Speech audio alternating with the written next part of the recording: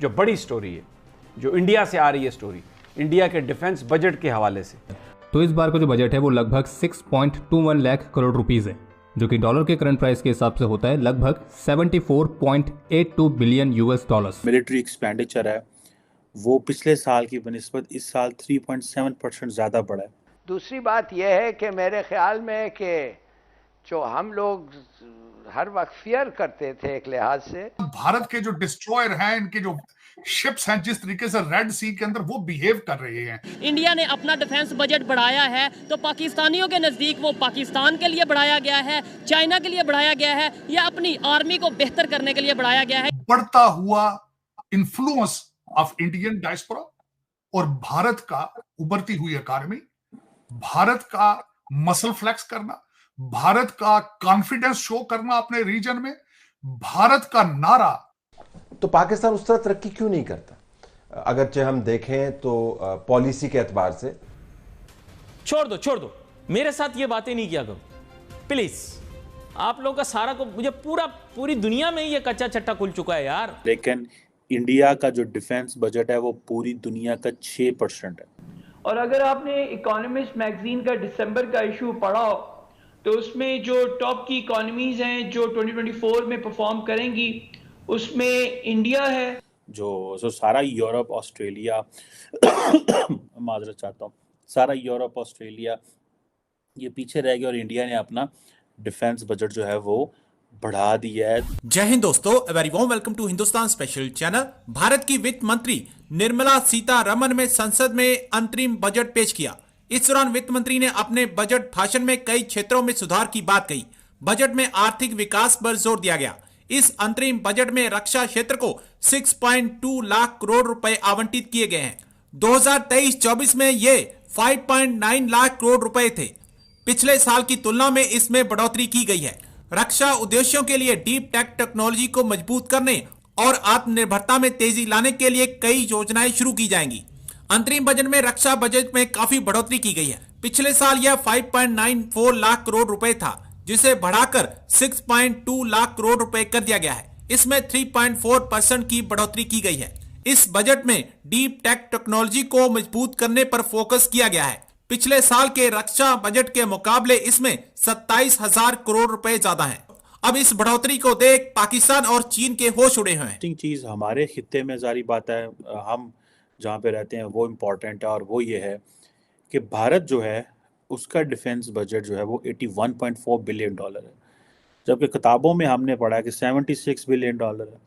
सो ये जो 81 billion dollar है ये तो वो है जो अकाउंटेड है।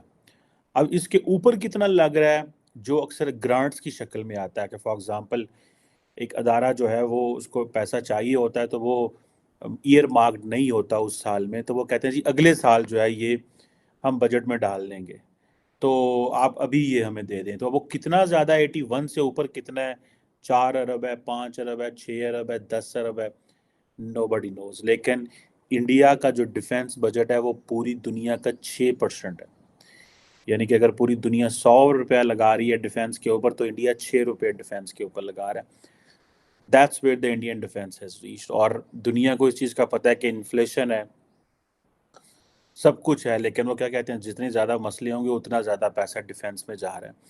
सो 3.7% वर्ल्ड वाइड मिलिट्री एक्सपेंडिचर जो है वो बड़ा है इस दफ़ा। अमेरिका जो है बहादुर, आपको पता है टोटल वो 877 पे पहुंच गया, 800 से भी ऊपर निकल गया, वो 900% जो है वो उस पर चला गया। और जबकि आप इसको देखें कि जो चाइना है वो 292 पे चला गया, रशिया 86.4 पे चला गया, इसी तरह सऊदी अरब 75 है, इंडिया बीच में 81.44 है। यूके जो कभी देखे कभी जिसने कॉलोनाइज किया हुआ था इंडिया को और पाकिस्तान को, वो 68 पे रह गया और इंडिया 81 पे चला गया। और जर्मनी बड़ी यूरोपियन पावर है 55, फ्रांस बड़ी यूरोपियन पावर है 53। सो इंडिया के मुकाबले में वो तकरीबन 30 बिलियन डॉलर नीचे डिफेंस पे बजट में आ रहे हैं। साउथ कोरिया बहुत बड़ी पावर है 46, जापान उससे भी बड़ी पावर है, लेकिन 30-40 अरब डॉलर का डबल का जो है वो फिगर है। जो सारा यूरोप ऑस्ट्रेलिया माजरत चाहता हूँ, सारा यूरोप ऑस्ट्रेलिया ये पीछे रह गया और इंडिया ने अपना डिफेंस बजट जो है वो बढ़ा दिया है। तो दैट टेल्स कि जो स्टोरी है वो कोई इतनी फेवर में नहीं है। पाकिस्तान इससे कितना सिक्योर हो, इनसिक्योर है, ये बड़े इंपॉर्टेंट क्वेश्चन है जिसको आप समझ लें कि ये चीज़ें बताती हैं कि क्या चीज़ें आइंदा मुस्तकबिल में होने वाली हैं। और ज़ाहिर बात है जो यूक्रेन की वॉर है उसने बहुत सारे मुल्कों को परेशान किया है। और कहा जा रहा है कि जो दुनिया का मिलिट्री एक्सपेंडिचर है वो पिछले 8वें साल से कॉन्टीन्यूसली बढ़ रहा है। That is why it has reach to $2.240 trillion. तो आप इसमें ये कर लें कि सिर्फ 13% जो दुनिया का टोटल बजट है वो यूरोप में बढ़ा है, 13%। भारत की जो मेरी नजर में मैं समझता हूं, जो मैं पहले भी 1-2 दफा इस चीज का मैं बता चुका हूं आपको, कि वॉशिंगटन डीसी के अंदर एक कंसर्न मौजूद है बढ़ता हुआ इन्फ्लुएंस ऑफ इंडियन डायस्पोरा और भारत का उभरती हुई इकॉनमी, भारत का मसल फ्लेक्स करना, भारत का कॉन्फिडेंस शो करना अपने रीजन में, भारत का नारा स्ट्रेटेजिक ऑटोनॉमी, ये वेस्टर्न जो पावर्स हैं उनको ये पसंद नहीं है, ये बिल्कुल उनको पसंद नहीं है। इनको आदत पड़ चुकी है डिक्टेशन देने की, इनको आदत बन चुकी है कि लोग सरनगू होकर इनके पीछे पीछे चलें, अमेरिकन एम्बेसडर जहां भी हो वो एक्ट लाइक वॉइस राय करे, ये इनको आदत पड़ चुकी है। अब वो इनसे बर्दाश्त नहीं हो रहा। कल ही बैंक ऑफ इंडिया ने जो अपने फोरकास्ट किया है कि हमारी इकॉनमी 2025 तक 7% पे जाएगी। फिर उसके बाद भारत के जो डिस्ट्रॉयर हैं, इनके जो शिप्स हैं, जिस तरीके से रेड सी के अंदर वो बिहेव कर रहे हैं, they are behaving like America. आपका क्या ख्याल है, इनको कंसर्न नहीं होगा, इनको ये सोचे नहीं होगी?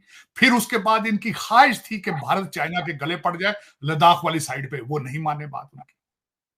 फिर उसके बाद ये नहीं चाहते कि भारत ईरान के साथ रिलेशनशिप हमें बिल्ड करे, ये नहीं चाहते चाबहार जो है वहां, मेरा मकसद है वहां भारत इतना उसमें आगे जाए सारा कुछ।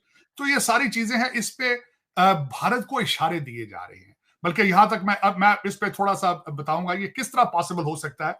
आपने बताया कि स्काई गार्डियन, स्काई सी गार्डियन और सी गार्डियन जो ड्रोन थे $3 बिलियन के, उसके साथ एक शिपमेंट मौजूद थी 8 बोइंग तैयारों की, P-81 तैयारों की।